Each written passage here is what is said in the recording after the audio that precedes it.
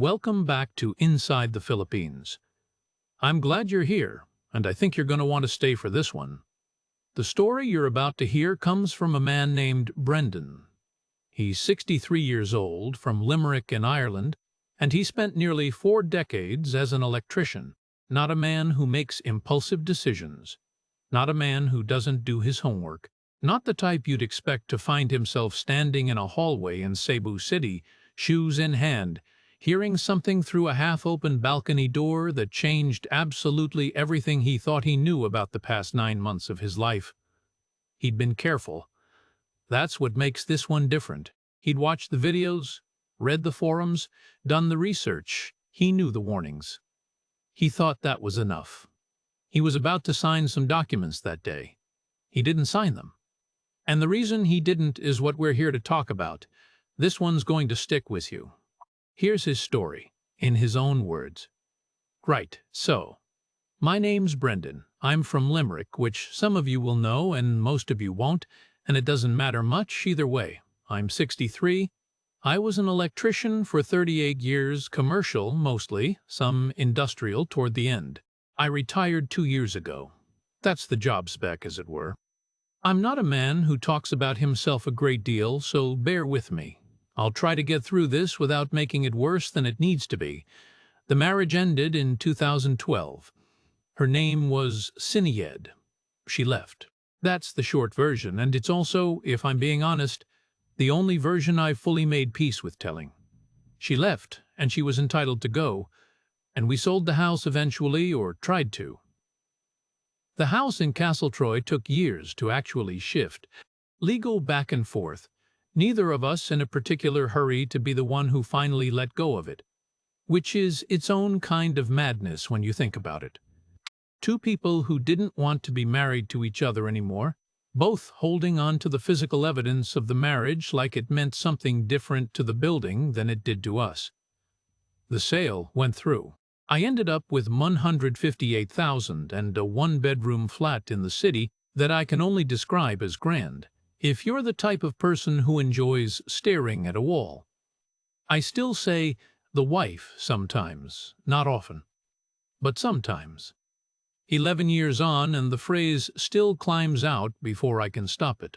I mention that not for sympathy, I'm not looking for any, but because it tells you something about where my head was at when all of this began. So, retirement. I retired at 61. I had the money, I had the time, I had the tradesman's pension, and I had absolutely no idea what any of it was actually for. That's the part nobody prepares you for properly. They talk about the pension, about the savings, about what age you can start drawing this or that. Nobody sits you down and says, and here is what you will do on a Sunday afternoon in November when there is nowhere to be.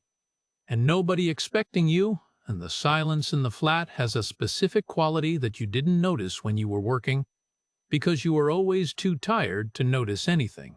I noticed it then. My mates were mostly still working, or the ones who had retired.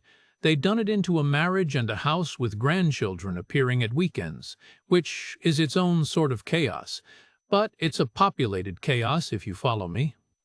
My situation was quieter than that. I'm not complaining. I made the choices that made it that way, and I'd make most of them again. But quiet is quiet, and a flat is a flat, and 61 is a long time to sit with either. I didn't have children. Sinead and I had talked about it at various points in the way couples talk about things they keep putting off until the putting off becomes its own answer. I'm not going to go deeper into that. It's not what this story is about. What this story is about is what I did at 2 o'clock in the morning on a Tuesday in January, which was fall down a YouTube rabbit hole about the Philippines. It started with one video. Cost of living comparison. A man about my age, American, I think, or possibly Canadian, they blur together in that particular genre of content, sitting on a balcony somewhere warm, talking about how far his pension went, how different the pace of life was, how he wished he'd done it sooner. I watched it. Then I watched the next one that came up. Then the next. By 4 in the morning, I'd watched 6 of them, and my search history looked like a man who had already made a decision he hadn't admitted to himself yet. I'd considered Spain. I'd looked at Portugal. The Irish go to Portugal now, the way they used to go to London, just where you end up when you're looking for somewhere warmer and more affordable without it feeling too strange. But something about both of those felt like a version of the same problem, relocated to a sunnier postcode. Still European, still familiar, still recognizable enough that all the things I was trying to think less about would follow me there perfectly intact. The Philippines was different in the videos. Genuinely different. The cost of living figures were striking. You could live well. The people who'd done it kept saying, really live, not just manage, on a fraction of what you'd need at home. The weather was warm in the way that February in Limerick is definitively not. And there was something else. Something the videos said more carefully than they probably meant to say it, about how men in that part of the world were valued differently. How a man who showed up and was steady and didn't make a fuss could find that meant something there that it had stopped meaning at home.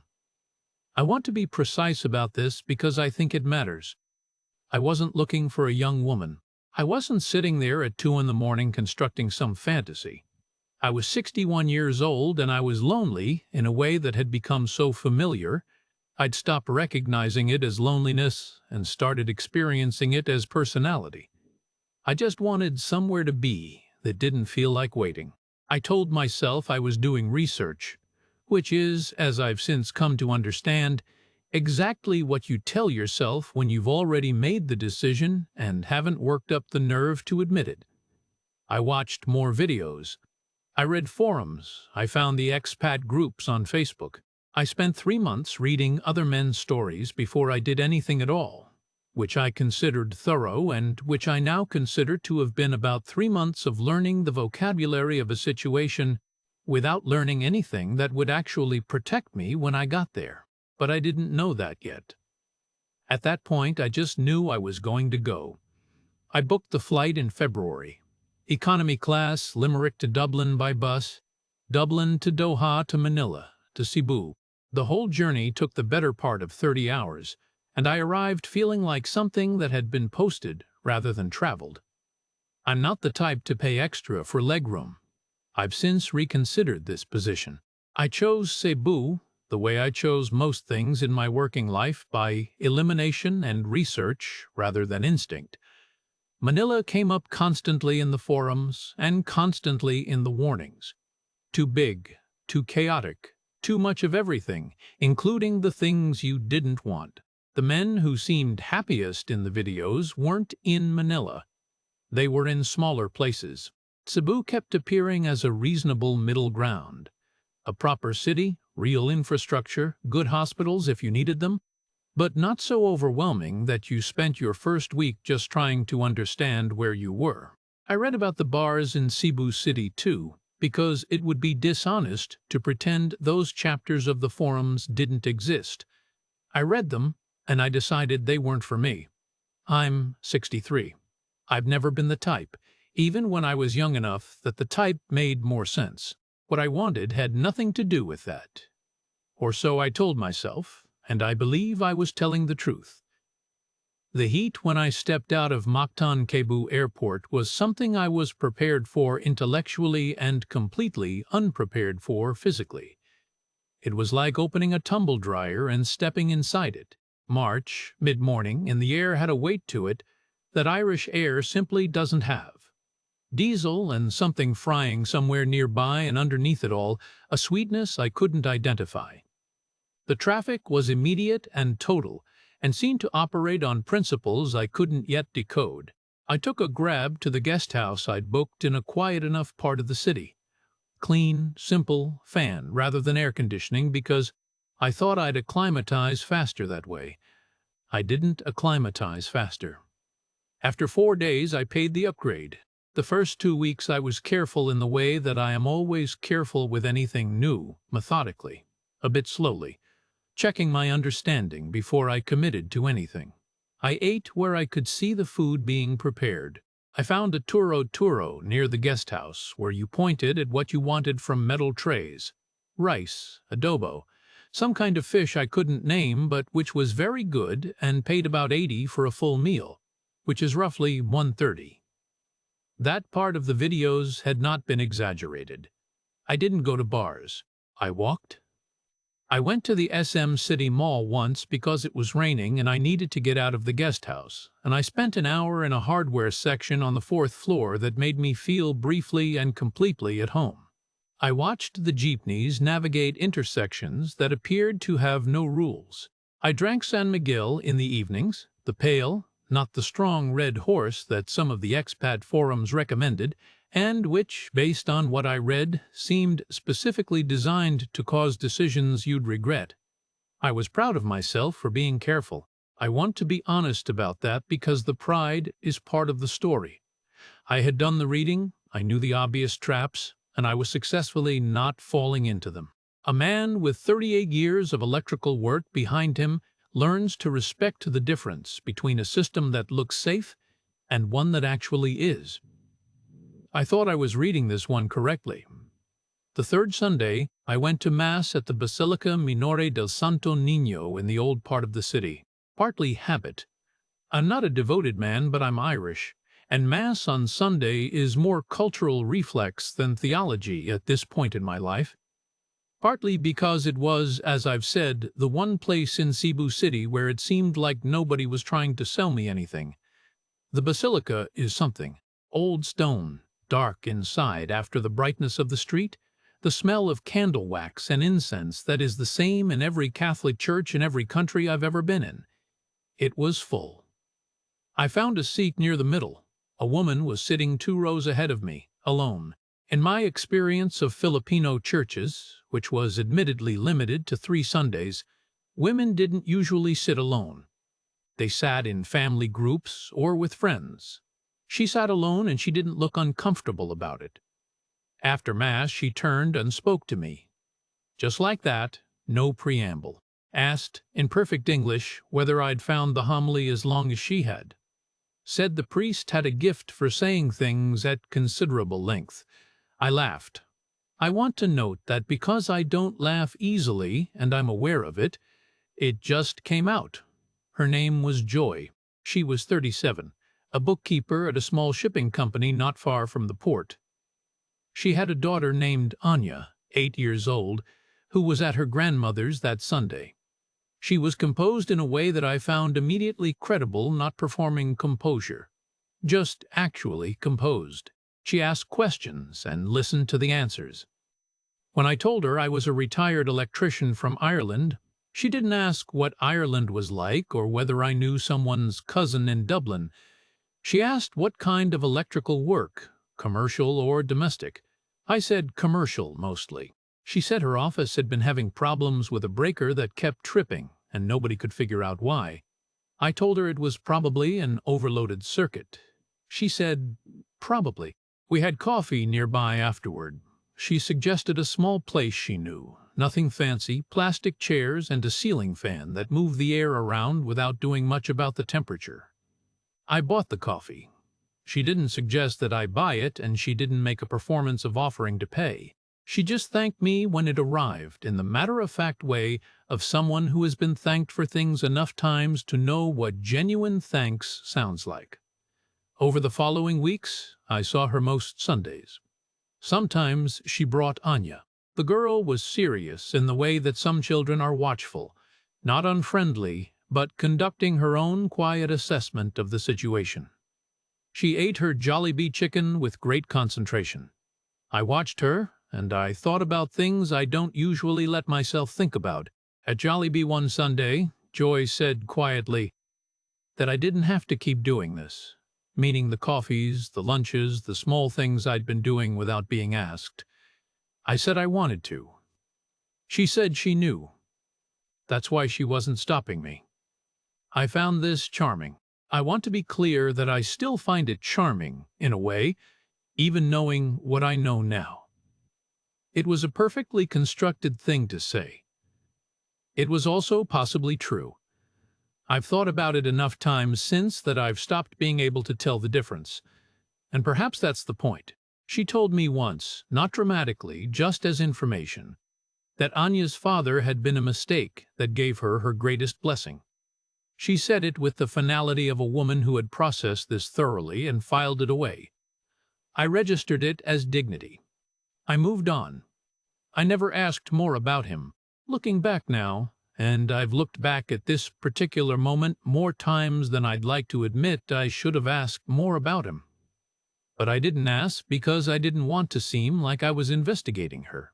And I didn't want to seem like I was investigating her because I'd already decided I trusted her. That's worth sitting with. If you're listening to this and you're planning a trip of your own, the decision to trust someone isn't always a conclusion you reach. Sometimes it's a direction you choose, and then you arrange your behavior to match it. By the time I flew home in August, I'd been in Cebu for 5 months. Joy and I had not so much as held hands. I want to be clear about that too, because I think it matters. Nothing had happened. What had happened was that I'd started to believe something might, and that I might want it to, and that she might too. I didn't tell her I was coming back. But I already knew that I was. The only question was how long I could stand waiting in a flat in Limerick before I could justify booking the flight. The flat in Limerick was waiting for me exactly as I'd left it, which is to say, small, quiet, and indifferent to my return. I'd been gone 5 months. I half expected something to have changed. Nothing had changed. The same view from the kitchen window, the same sounds from the street below, which is to say, not many. I put my bag down and I stood there for a moment, and I thought, right. So this is what I came back to. I rang my sister that evening, told her I'd had a good trip, that Cebu was interesting, that the cost of living was exactly as advertised. She asked if I'd met anyone, and I said I'd met plenty of people. She let that sit for a second and then changed the subject, because she knows me well enough to know when I've answered a question without answering it. I set up the video calls the first week back. We'd been calling during my last few weeks in Cebu, getting into the habit of it, but now the time difference had real teeth. Midnight my time, 7 in the morning, hers. I'm not a man who stays up past 10 as a rule. I started staying up past midnight as a rule. I told myself this was just what the situation required. I didn't examine it much more closely than that. There's a particular quality to a video call when you're genuinely glad to see someone's face on a screen. You notice things you wouldn't notice in person, the way they hold their coffee cup, the specific light in their kitchen in the early morning, the sound of the city waking up behind them while your city is going to sleep. Joy's kitchen had a window that caught the morning sun at a low angle. I know this because I watched it through a phone screen from a flat in Limerick for 3 months. I'm not complaining about this. I'm explaining it because I think it matters to understand what the calls became. They were the best part of my week. Some weeks, if I'm being honest, they were the only part of my week that felt like it had any particular shape to it. The money started in September. Not because she asked, I want to be precise about this, but because I asked her how she was managing, and she said she was fine, and then she described being fine in a way that wasn't quite. The rent covered. Food covered, mostly. Anya's school fees paid from the previous term, though the new enrollment was coming up. She mentioned these things the way a person mentions the weather as background information, not as a request. I sent $15,000 a month, about $30.80 at the time. I ran the comparison in my head, the way I imagine most men in my position do, less than a meal out in Dublin, twice. Less than I'd have spent on a weekend away if I'd had anyone to go on a weekend away with. It was not nothing, but it felt like nothing, which I now understand is a very specific and carefully calibrated feeling. The school supplies came up in October. Anya needed books, a new bag, enrollment materials for the new term. Not 8,000, which is roughly other 30. Joy mentioned it almost in passing, the way you'd mention needing to pick up milk. She wasn't looking at me when she said it. She was doing something off to the side of the screen, tidying, I think. I said I'd send it. She looked back and said, "I didn't have to." I said, "I wanted to." You'll recognize that exchange. We'd had it before. She accepted it the way she accepted everything I offered without making a production of gratitude, without the performance of reluctance that I'd have found suspicious, and without the particular eagerness that I'd been warned about in the forums. Just, "Thank you, Brendan." And then she told me something Anya had said that week that made me laugh, and we moved on. Then in late October, the roof. Joy's mother lives in Bohol, which is an island east of Cebu. You take a ferry to get there, maybe 2 hours. The typhoon season in the Philippines is serious business in a way that Irish weather, which we complain about constantly, does not prepare you for.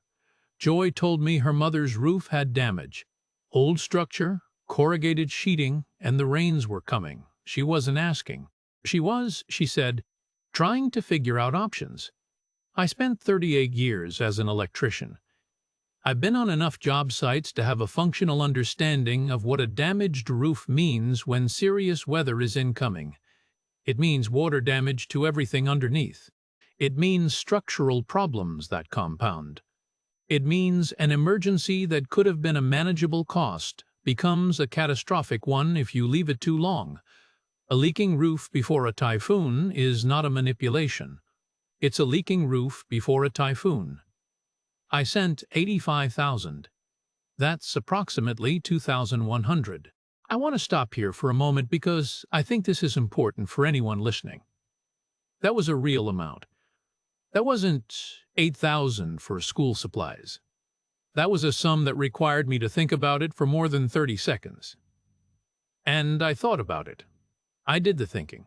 I considered whether it was reasonable, whether it was genuine, whether it was the kind of thing I could verify. And then I sent it without verifying anything, because asking for verification would have meant I didn't trust her. I never met the mother, never saw a photo of the roof before or after. I told myself that asking for photos would have been insulting, the equivalent of demanding receipts from someone you claimed to trust. Looking back now, I understand that this logic, the logic of not checking things in order to prove you trust someone, is exactly how you end up not checking things that needed checking. I don't blame Joy's mother. For all I know, the roof was exactly what it was described as. I genuinely don't know. That's the point. November came. I'd booked the flight back, already booked it, 3 weeks after I'd returned to Limerick, if I'm honest, though I told myself I'd waited a reasonable amount of time. I told Joy 2 weeks before I was coming, not 2 months before, because I wanted it to seem like a decision rather than a compulsion. She said she was glad. Just that. She was glad. I know I keep flagging things that seemed ordinary at the time and noting how they read now. I'm doing that deliberately, because I think the ordinary quality of it all is precisely what I want you to understand. There was no moment where any of this felt wrong.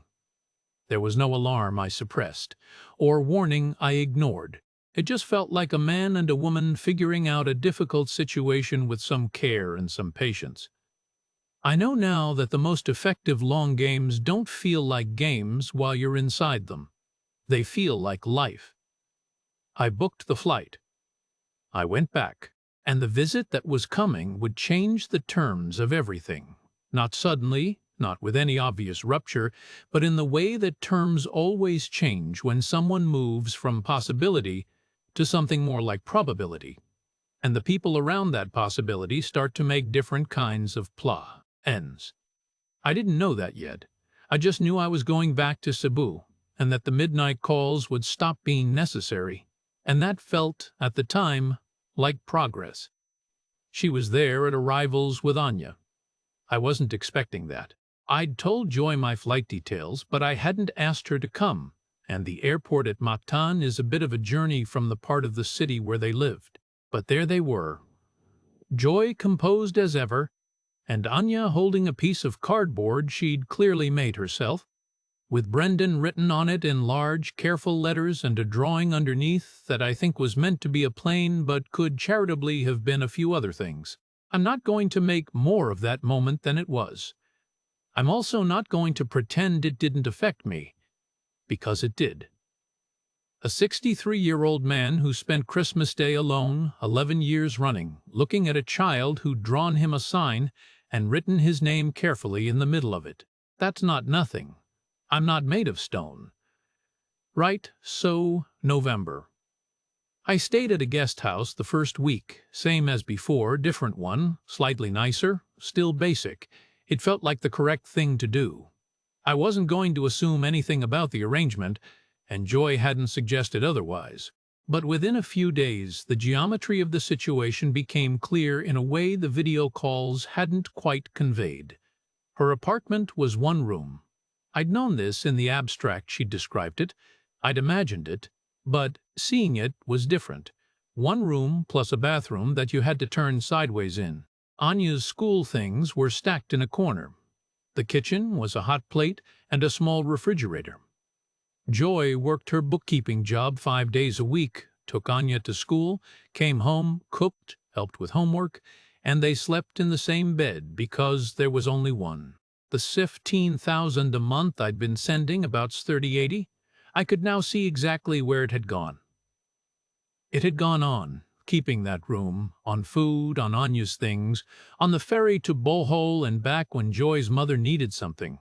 It hadn't gone on anything unnecessary because there was nothing unnecessary in that apartment. I found a better place within a week. 2 bedrooms, proper kitchen with a gas hob and enough counter space to actually prepare food, a small living area, a balcony facing away from the main road. The building was clean and had a working lift. The landlord, once he understood I was paying in advance, was very accommodating.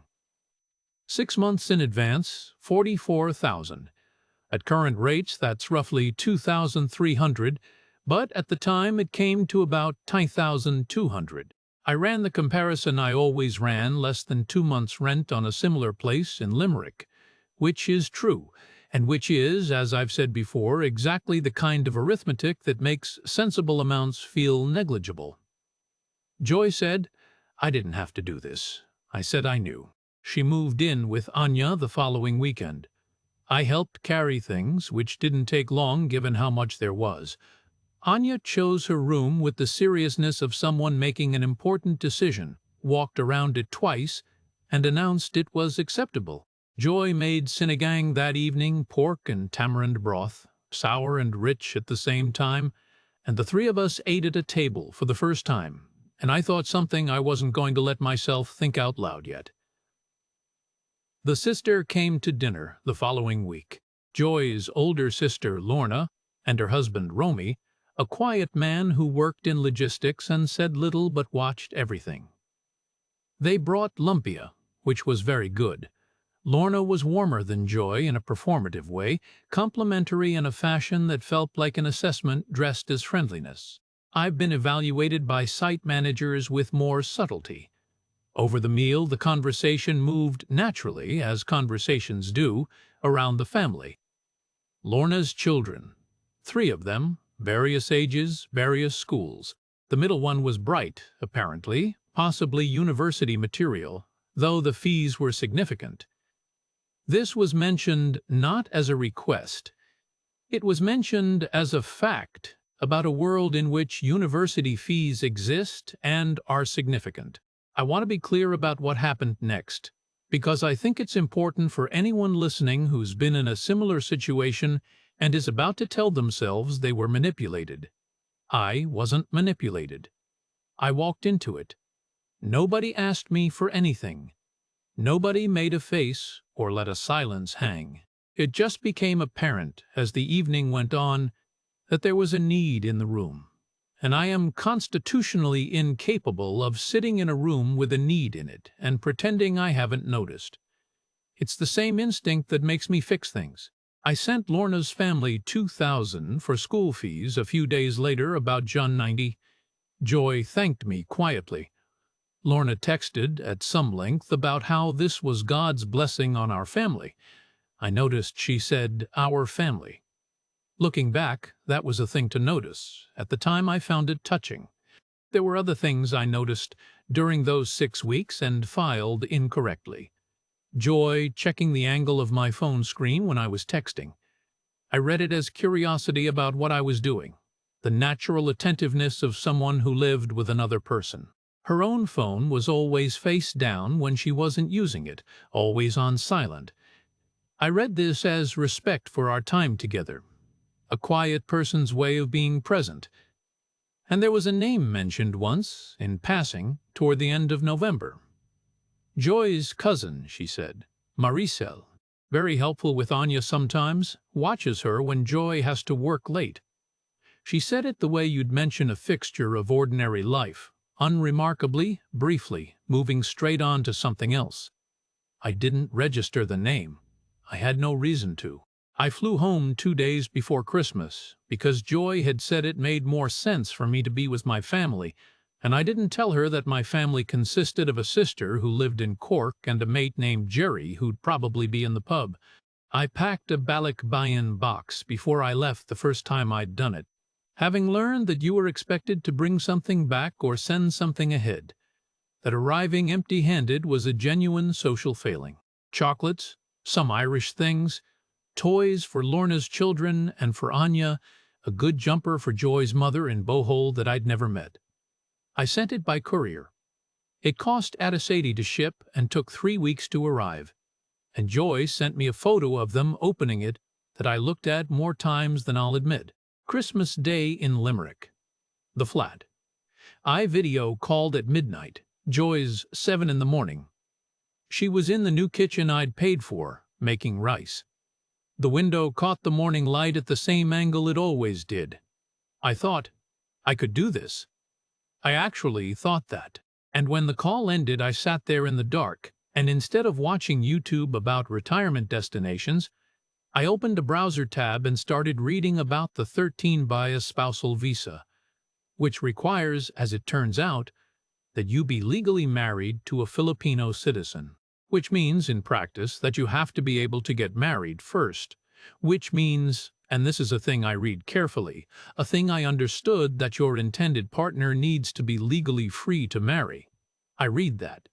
I understood it. I did not, at any point, take the additional step of verifying that this condition was met. That's the thing about knowing what to check. It only helps if you actually check it. January in Limerick. The flat. The same view from the kitchen window, same sounds from the street, same quality of silence on a Sunday afternoon. Nothing had changed, except that I was no longer experiencing any of it as my life. I was experiencing it as the waiting room outside my life. I was on the expat forums every day, the Facebook groups for foreign retirees in the Philippines, the threads about visas and costs, and which parts of Cebu were best for this or that. I'd read most of it before.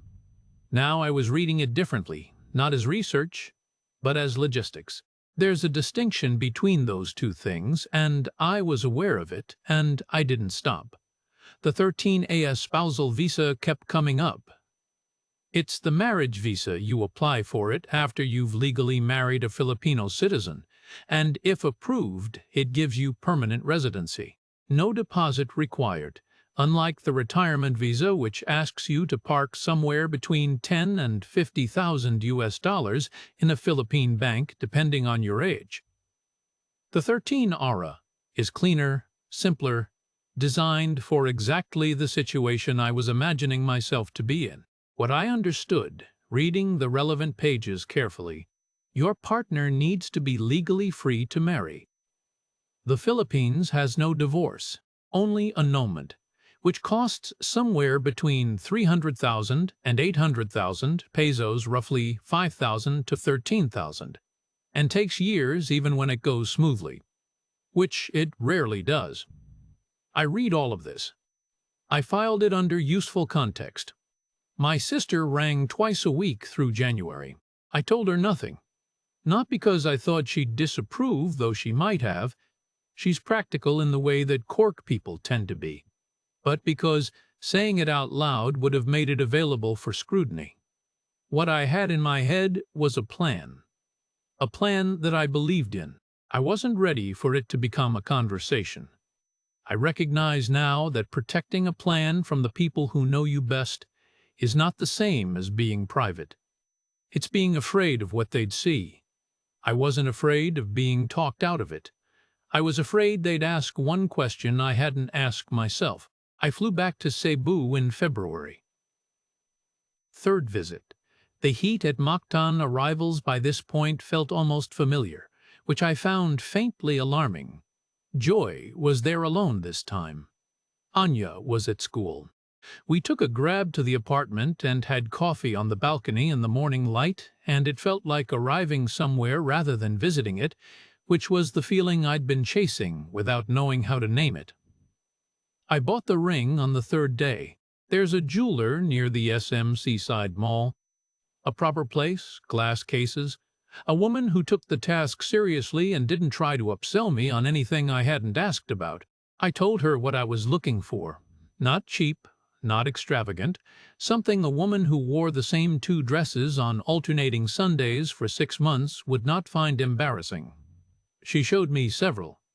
I chose 1.45 thousand, which at the time was roughly $720. I paid in cash.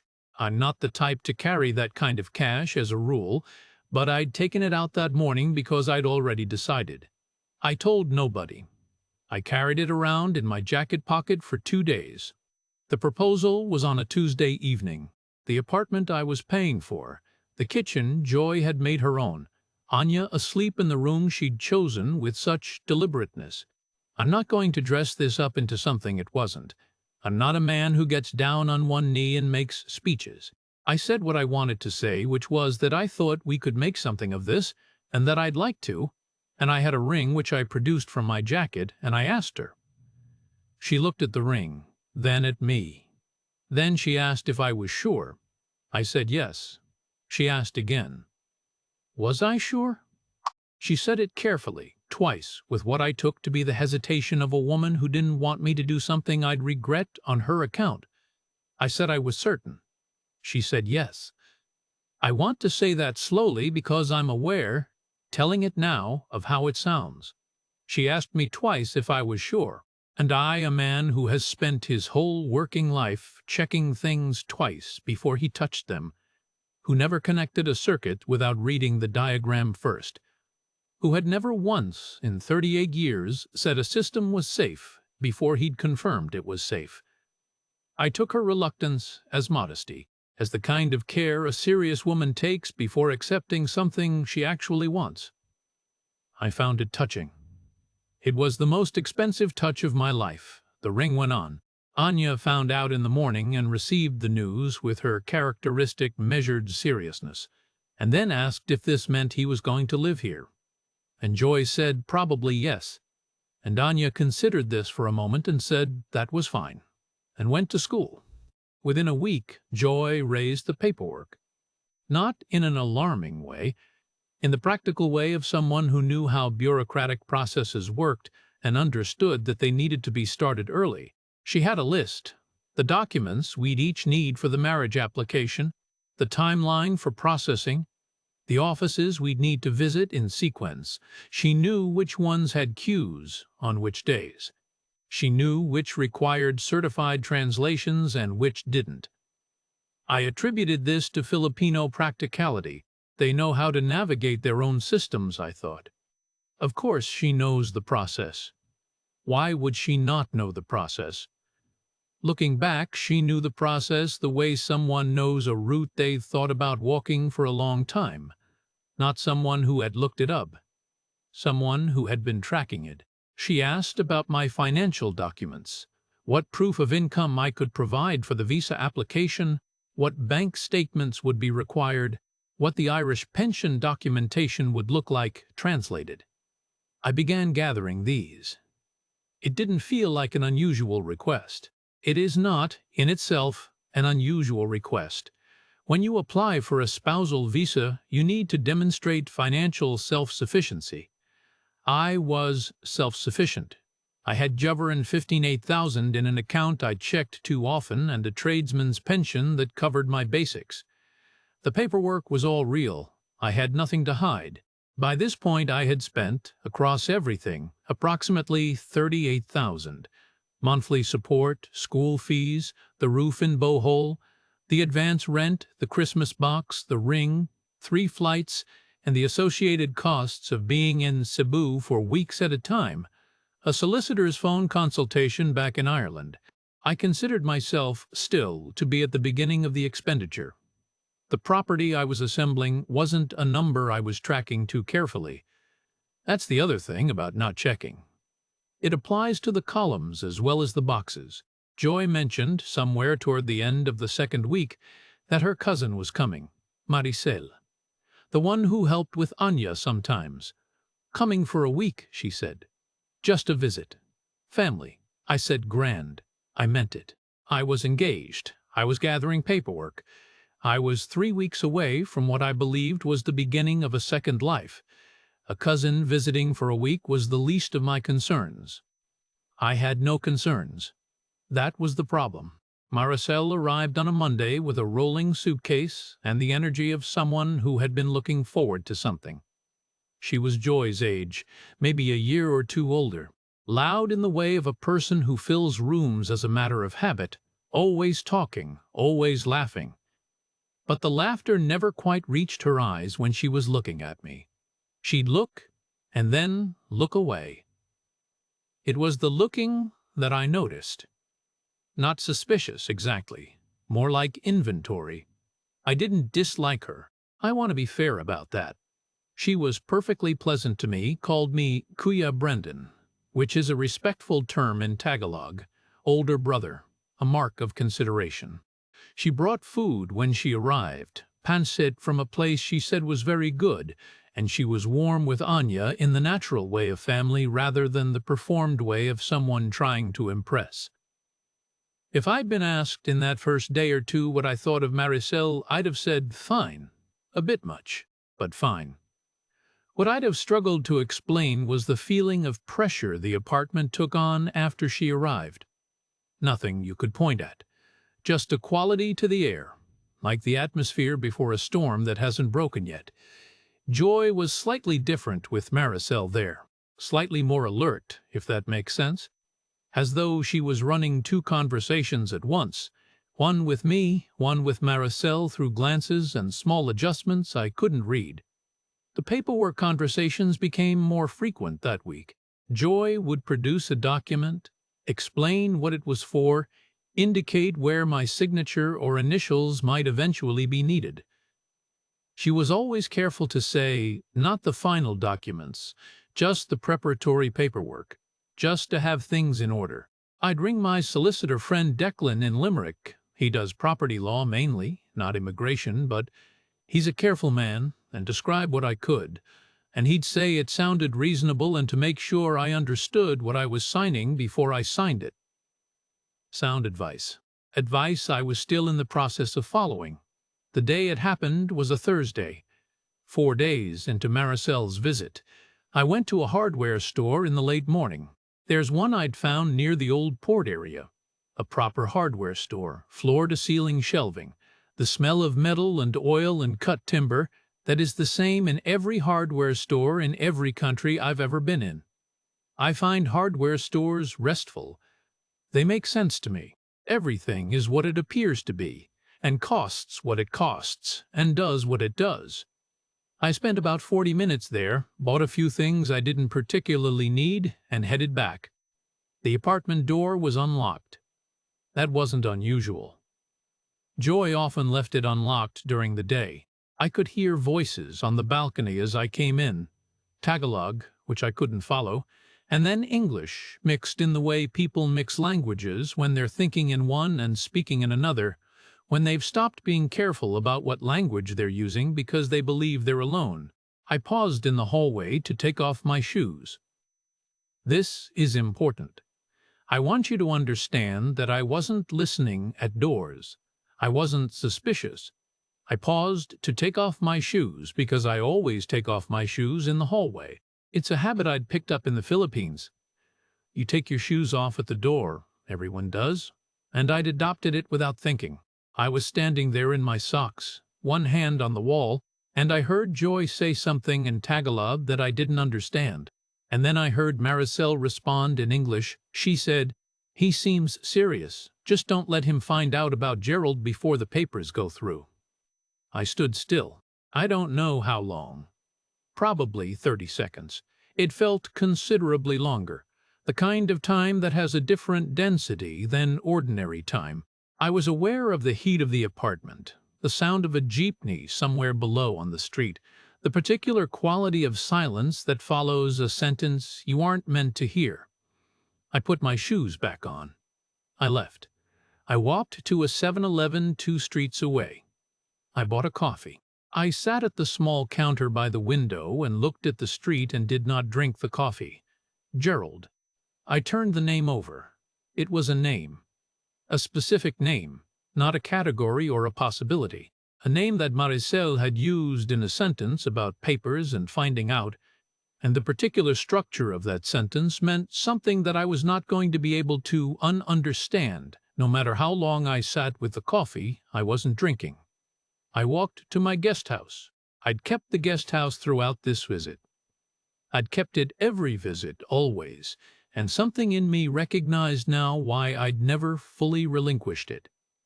I sat on the bed. I opened Facebook on my phone.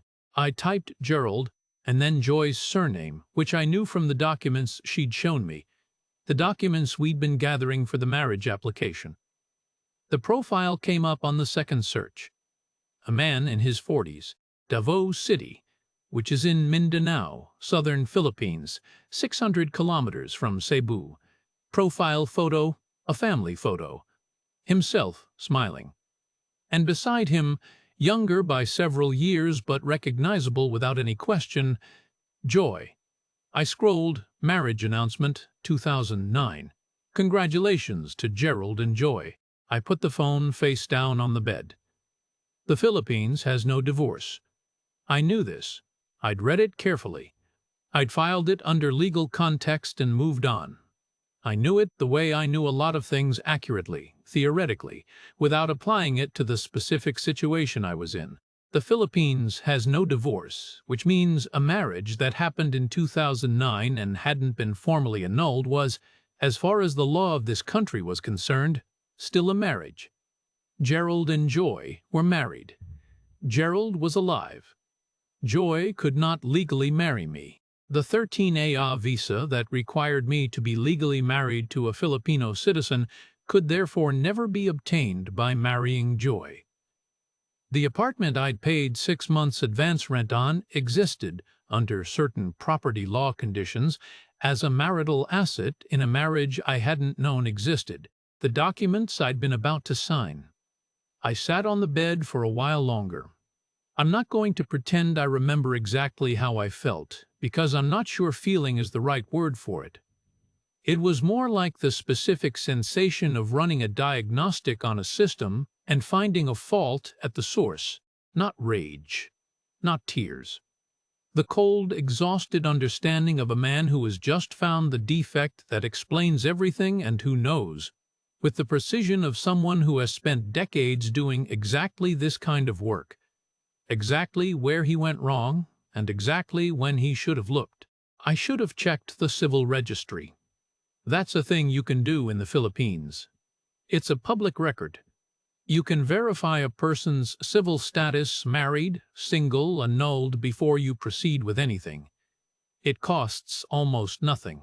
It takes some time and some legwork, but it's entirely possible, and people who know what they're doing advise doing it routinely, before anything significant, before the ring, before the rent, certainly before gathering financial documents for a visa application. I knew this was a thing you could do. I had read it in the forums months ago, in the way you read things you file under precautions for other people. I did not do it. I booked a flight home. Wednesday. There were seats. I paid whatever they cost, and I didn't look at the price, and I'm still not sure what it was. That evening I texted Joy that I wasn't feeling well and would call tomorrow. She replied immediately, "Rest, Poe, take care." I did not call tomorrow. Dublin Airport on a Wednesday morning in March. Raining, which is not a surprise.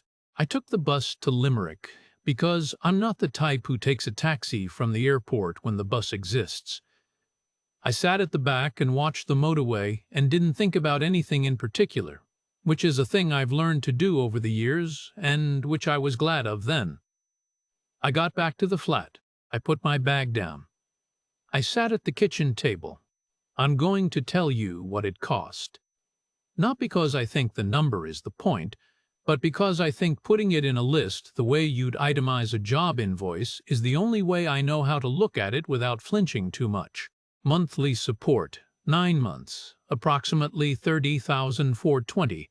School supplies and enrollment fees for Anya, Bowhole, .30. The roof in Bowhole, tidy 100.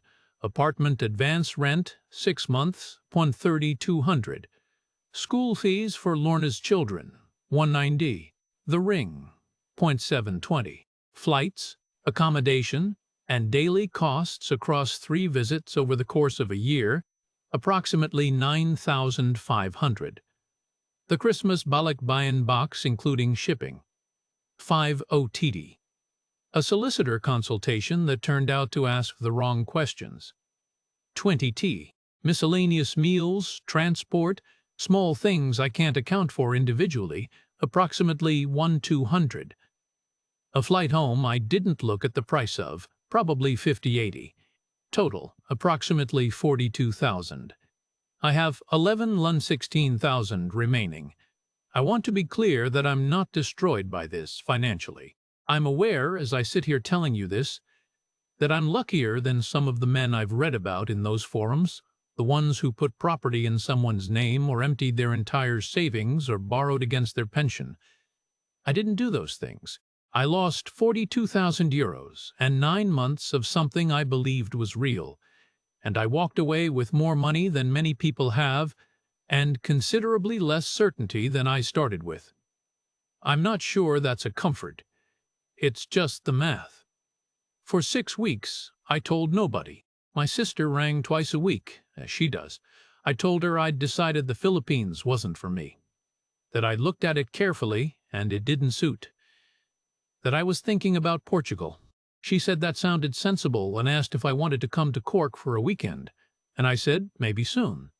And she accepted this the way she accepts most things I say at face value, because I've always been a man who makes decisions without explanation, and she stopped expecting explanations. Eventually I told Jerry.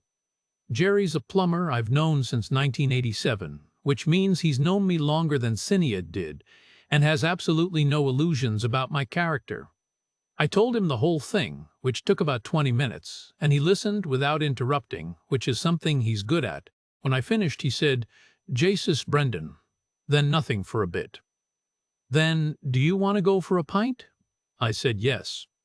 We went for a pint. We didn't talk about it again that evening, and he hasn't raised it since, which is, if you're asking me, exactly the right approach. I don't need it examined. I've examined it plenty myself.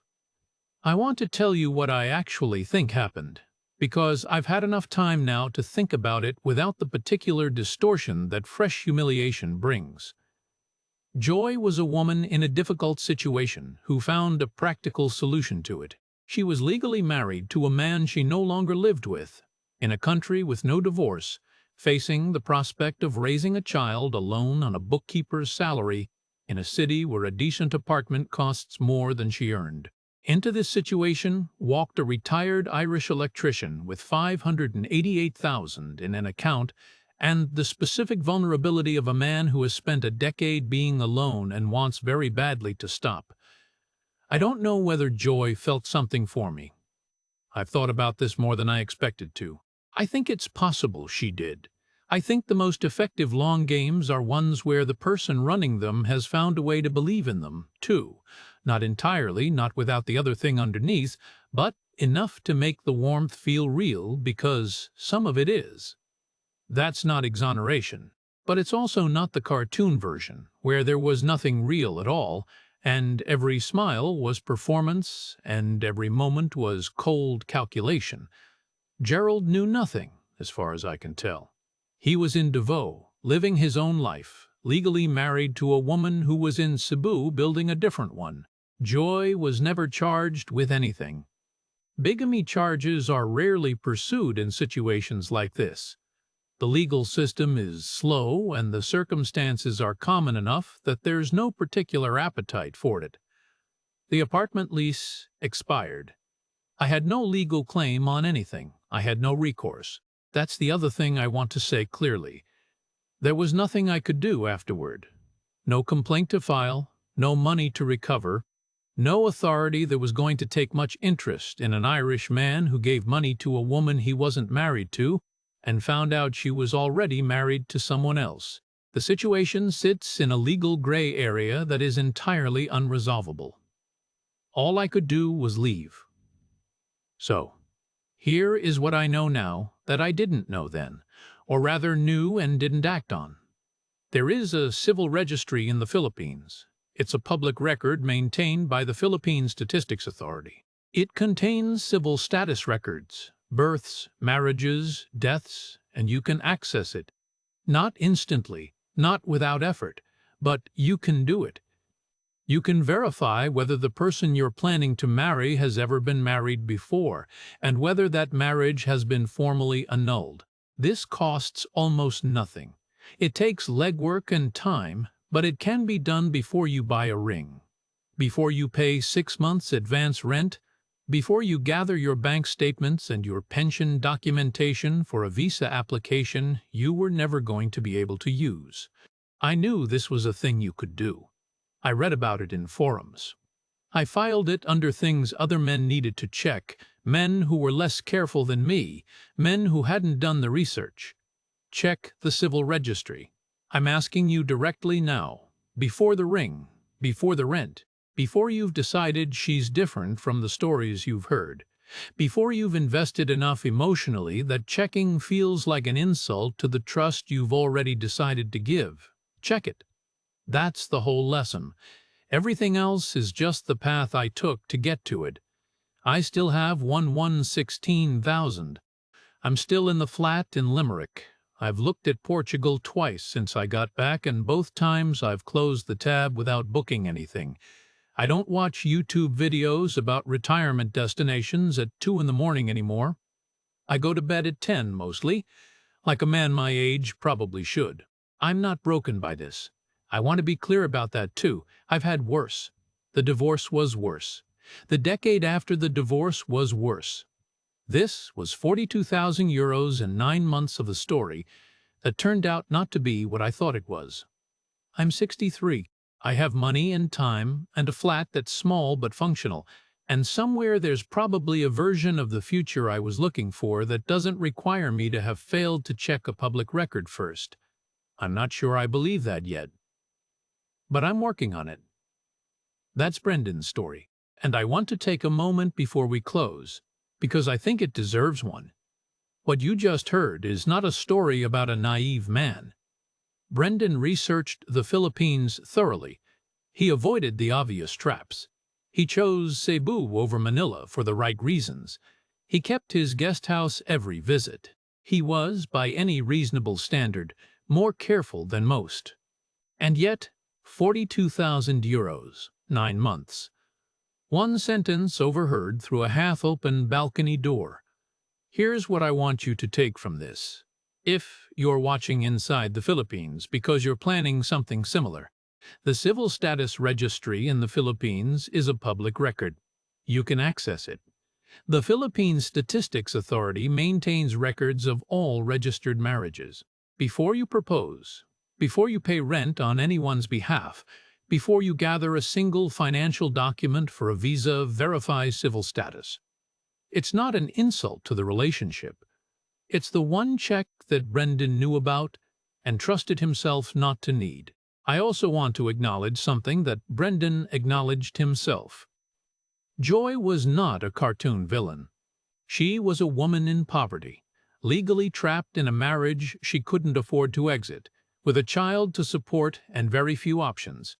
The annulment process in the Philippines costs between 300,000 and 800,000 pesos, the equivalent of years of Joy's salary, and takes between 2 and 5 years even when it goes well. The system that trapped Joy also trapped Brendan in different ways. That doesn't make what happened right. It makes it human and complicated and worth understanding clearly. The lesson isn't that Filipino women can't be trusted.